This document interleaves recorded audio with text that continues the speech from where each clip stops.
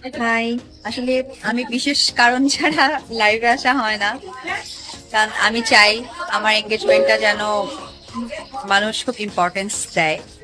কারণ সবসময় যে কোনো কারণে লাইভে আসা আসলে কোনো কারণ থাকে না, কিন্তু আমি লাইভে আসবো মানুষ যেন লাইভটা তাদের মূল্যবান সময় রেখে দেখে। সিঙ্গাপুরে বিয়ের সুখবর দিতে লাইভে এসেছিল ঢালিউড কুইন অপু বিশ্বাস, কিন্তু তার দ্বিতীয় স্বামীর পরিচয় কি, এ বিষয়টিও লাইভে অপু বিশ্বাস ক্লিয়ার করে দেন। সবকিছু লুকিয়ে লুকিয়ে গোছানো হচ্ছে। তো এখন ডেটটা ফিক্সড করবে, আসলে বিয়ের ডেটটা আমাদের ফিক্সড করা হয়নি, ফিক্সড করা হয়েছে তার বাসা থেকে তার বাবা মা কবে ফ্রি হবে এবং আমার পক্ষ থেকে লোকজন কিভাবে তৈরি হবে, ঠিক সবকিছু মিলিয়ে এমন একটা দিনক্ষণ দাঁড়ালো। সবার মনে এখন একটাই প্রশ্ন, অপুর সন্তান আব্রাহামের কি হবে?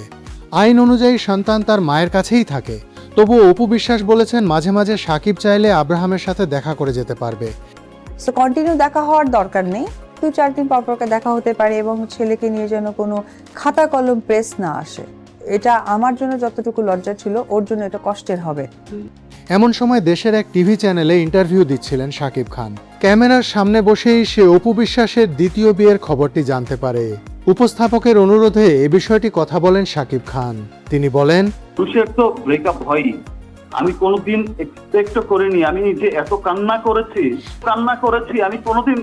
আমি শাকিব খান সারা জীবন টিভি পর্দায় এসেছি ভালো ভালো ভালো ভালো নিয়ে, চলচ্চিত্রের এই নিয়ে, চলচ্চিত্রের ওই নিয়ে। আজকে আমাকে বিতর্কিত একটা এমন একটা প্রশ্নের জবাব দিতে হচ্ছে যেটা আমার জন্য অনেক লজ্জাজনক মনে হয় এই প্রশ্নটা।